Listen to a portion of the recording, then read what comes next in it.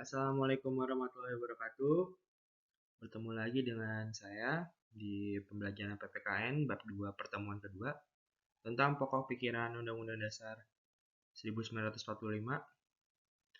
Sebelum kita lanjut ke materi, kita nonton dulu video berikut ini.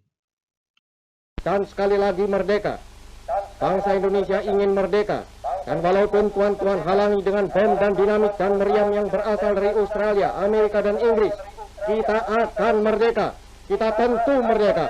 Kita pasti merdeka sebagai matahari terbit di hari besok. Janganlah tuan-tuan mencoba memikat hati kami dengan kata-kata. Sebab bangsa yang telah gandrung kemerdekaan tak dapat dipikat oleh kata-kata lagi.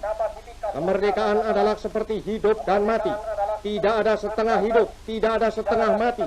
Hidup atau tidak hidup, mati atau tidak mati, hidup atau mati, mati atau hidup, merdeka atau tidak merdeka, tidak ada tingkatan lagi di antaranya. Kami telah gandrung merdeka. Janganlah bermain dengan kata-kata. Lagi pula, Van Moog dan Van der Plas, tidakkah tuan-tuan di belakang kata tuan-tuan itu, tuan-tuan telah sediakan bom dan dinamit? Tidakkah tuan-tuan bersama-sama Amerika, Inggris, dan Australia telah menyerang bangsa Indonesia, membakar kampung-kampung Indonesia, mematikan orang-orang Indonesia, menjandakan perempuan-perempuan Indonesia, memiatukan dan menyatimkan anak-anak Indonesia? Tuan-tuan pun telah mengetahui pemuda Indonesia sedia mati untuk kemerdekaannya. Ditarakan tuan-tuan mengenal kejantanan amat dengan kawan-kawannya. Di balik papan tuan-tuan mengenal pemuda-pemuda Indonesia dari barisan berani mati. Ratusan ribu pemuda Indonesia telah masuk ke Isintai dan Jibakutai. Sebab sekali lagi saya katakan, kami gandrung kemerdekaan. Semboyan kami ialah merdeka atau mati. Bagi kami, tidak ada tanah air sonder kemerdekaan. Tidak ada kemerdekaan sonder tanah air. Kalau tuan-tuan menyerang kami dengan pedang dan bom dan bedil dan meriam, maka kami akan melawan mati-matian, berkelahi mati-matian. Dan yakinlah, tuan-tuan tidak dapat mematahkan kami. Kami pasti dibantu Tuhan. Kami pasti akan merdeka.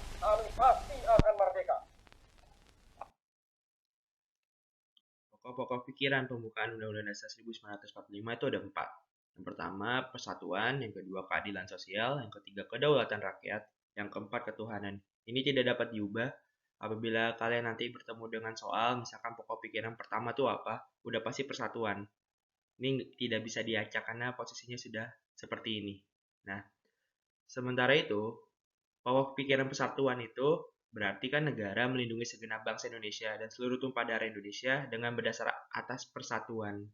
Yang kalau keadilan sosial, negara hendak mewujudkan keadilan sosial bagi seluruh rakyat Indonesia. Yang persatuan itu sila ketiga Pancasila, dan keadilan sosial itu sila kelima Pancasila. Nah, yang ketiga ada berkedaulatan rakyat, negara yang berdasarkan kedaulatan rakyat, yang berdasarkan kerakyatan dan pemusyawaratan perwakilan, sila keempat. Dan yang terakhir ada ketuhanan, negara berdasarkan ketuhanan yang Maha Esa menurut dasar kemanusiaan yang adil dan beradab. Itu sila pertama dan sila kedua Pancasila. Nah, hari ini kita akan fokus di persatuan dan keadilan sosial. Untuk yang kedaulatan dan ketuhanan, kita akan bahas di pertemuan berikutnya. Yang pertama itu adalah pokok pikiran persatuan. Dari sudut pandang negara itu, bahwa negara siap melindungi bangsanya serta seluruh wilayah Indonesia dari paham-paham individualistik atau golongan. Indonesia ingin masyarakatnya itu adalah menjadi masyarakat yang Pancasilais, yang mengutamakan persatuan, lebih mementingkan kepentingan negara ketimbang kepentingan individualistik atau golongan. Indonesia tidak pengen masyarakat itu jadi orang yang individual, berbeda dengan negara-negara liberal yang tidak peduli dengan urusannya orang lain, hanya memikirkan dirinya sendiri. Nah, yang kedua adalah warga negara. Dalam sudut pandang warga negara, setiap warga negara itu wajib mengutamakan kepentingan bersama ketimbang kepentingan pribadi. Nah, ini yang dari negara pun dan warga negara juga sama. Nah, kita tuh tidak boleh mementingkan kepentingan pribadi, ya harus mementingkan kepentingan bersama. Nah, dalam Pancasila, pokok pikiran persatuan ini terdapat dalam sila ketiga Pancasila. Nah, nanti ada pasal-pasalnya, nanti kita akan bahas setelah ini. Yang kedua adalah pokok pikiran keadilan sosial, di mana negara ingin supaya masyarakat Indonesia memiliki pengertian dan kesadaran akan hak-hak dan kewajiban yang dimiliki oleh setiap individu.